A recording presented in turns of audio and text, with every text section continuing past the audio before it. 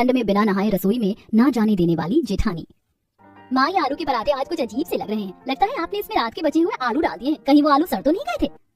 रात के बचे आलू सड़े या ना सड़े, लेकिन 10 दिनों से ना नहाकर तेरा शरीर जरूर सड़ गया है। अरे यहाँ तक की बदबू आ रही है मुझे। अरे बेशर्म लड़की, जाकर नहा ले। गली के कुत्ते भी मुंह पर हाथ रखकर रोते होंगे जब तू उनके बगल से निकलती होगी। क्या माँ, आप तो क्या बनाने से भी ज्यादा रोस्ट करती हो। नहा लूंगी ना मैं जाकर। वैसे मेरे परफ्यूम खत्म हो गए, पापा से कहकर शाम को मंगवा लेना। अरे बाप के पैसे लड़की की पढ़ाई में शादी में खर्च होते हैं, लेकिन यहाँ तेरे बाप की कमाई तेरे परफ्यूम पर उड़ रही है। पता नहीं कब जाकर तुझमें अकल आएगी। एक कुत्ता भी अपनी जगह साफ करके बैठता है और तू है इंसान होकर भी 10-10 दिन तक नहाती नहीं है। माँ, गर्मी में तो मैं 4 बार नहा लेती हूँ, लेकिन ठंड में कौन नहाएगा? पता है आपको कितनी ठंड लगती है? हाँ, तो मैं तुझे कौन सा बर्फ के पानी से नहला रही हूँ? घर में गीजर लगा हुआ है, फिर भी लड़की से नहाया नहीं जाता। आंचल को ठंड के मौसम में नहाना बिल्कुल भी पसंद नहीं था। जहाँ ज्यादातर लोग 1 से 2 दिन का गैप लेते थे, तो वहीं आंचल को नहाए हुए 10 से 15 दिन हो जाते थे। हर ठंड के मौसम की तरह इस ठंड के मौसम में भी सुनीता अपनी बेटी आंचल को न नहाने की वजह से सुना रही होती है कि तभी सुनीता के पड़ोस में रहने वाली पार्वती अपनी बेटी पूजा की शादी का कार्ड लेकर आती है। अच्छा हुआ तुम मुझे घर पर ही मिल गई। ये लो मेरी बेटी की शादी का कार्ड। इस महीने के 18 तारीख को उसकी शादी है, आना जरूर। अरे वाह, शुभ मुहूर्त पर आपकी बेटी की शादी हो रही है। इस महीने में तो लगन ही लगन है लोगों के। वो तो है, लेकिन हमारी आंचल की शादी का क्या? अरे मैं तो इसे दुल्हन बनता देखना चाहती हूँ। मैं और इसके पापा रिश्ता ढूंढ रहे हैं। भगवान की कृपा रही तो इस साल इसकी भी शादी हो जाएगी। अरे अब खड़ी ही रहोगी या बैठोगी भी? अब सभी लोग हॉल में आकर सोफे पर बैठ जाते हैं कि तभी शादी का कार्ड देखने के लिए जब आंचल पार्वती के बगल में आकर बैठती है तो पार्वती को अचानक से खट्टी बदबू आने लगती है। सुनीता बहन, बुरा मत मानना, लेकिन तुम्हारे घर में कोई चूहा मर गया है क्या? या अचानक से गंदी बदबू कैसी आ रही है? 2 दिन पहले घर में चूहा घुस आया था, लगता है कहीं मर गया है। मैं तो खुद परेशान हूँ, ढूंढ कर फेंक दूंगी उसे। सुनीता समझ जाती है कि पार्वती की ये बदबू उसकी बेटी आंचल के शरीर से आ रही है, जिसे देखकर सुनीता आंचल को इशारा करती है और अब वो अपने कमरे में जाकर परफ्यूम लगाने लगती है। और इसी तरह कुछ दिन गुजरते हैं और आंचल को पार्वती की बेटी की शादी में जाना था, जिसके लिए वो तैयार हो रही होती है।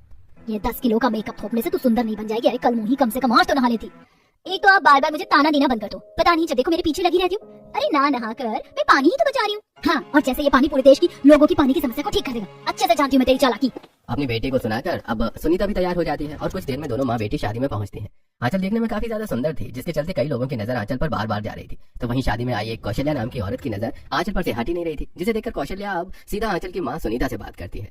जी नमस्ते, मेरा नाम कौशल्या है। मैं पार्वती की रिश्तेदार हूँ। उन्होंने बताया कि आपकी बेटी आंचल है। वैसे इसकी कहीं रिश्ते की बात हो रखी है? अभी तो नहीं, इसके पापा रिश्ता देख ही रहे हैं। लो बोलो भला, मैं भी अपने छोटे बेटे के लिए रिश्ता देख ही रही हूँ। देखिए आप गलत मत समझिएगा, लेकिन मुझे पहली नजर में ही आपकी बेटी भाग गई है। अभी तो ये वक्त नहीं है इन बातों का, लेकिन शादी के बाद समय निकाल कर हमारे परिवार को एक दूसरे से मिलना चाहिए। क्या पता दोनों बच्चों का सहयोग बैठ जाए और इसी लगन के मुहूर्त में आपकी बेटी और हमारे बेटे का ब्याह हो जाए। सुनीता को भी कौशल्या की बातें सही लगती हैं, जिसके बाद अब हफ्ते भर बाद दोनों परिवार एक दूसरे से मिलते हैं। चलो फाइनली मेरे देवर जी का रिश्ता तय हो ही गया। वैसे मेरी होने वाली देवरानी जी, मेरे पास आपके लिए बहुत प्यारा तोहफा है। सोचा था जब मेरे देवर जी का रिश्ता तय हो जाएगा तो अपनी होने वाली देवरानी को अपने हाथों से पहनाऊंगी। शगुन अपने साथ एक चांदी का बहुत सुंदर लॉकेट लेकर आती है, जिसे वो अपने हाथों से आंचल को पहनाने लगती है कि तभी लॉकेट पहनाते पहनाते शगुन की नजर आंचल के गर्दन पर जाती है, जहाँ काफी मैल जमा होता है। अरे आंचल, ये तुम्हारी गर्दन पर काला काला सा क्या है? मैल है क्या? अरे नहीं, वो मैं धूप में घूमती हूँ ना, इसलिए थोड़ी टैनिक हो गई। मैल क्यों होगा भला? मैं ठंड के मौसम में भी रोज रगड़ रगड़ के नहाती हूँ। फिर तो बढ़िया है, क्योंकि हमारे घर में एक पल को काम चोरी चल जाएगी, लेकिन बिना नहाए नहीं चलेगा। चाहे बाहर बर्फ ही क्यों ना गिर रही हो, लेकिन घर में सबका नहाना बहुत जरूरी है।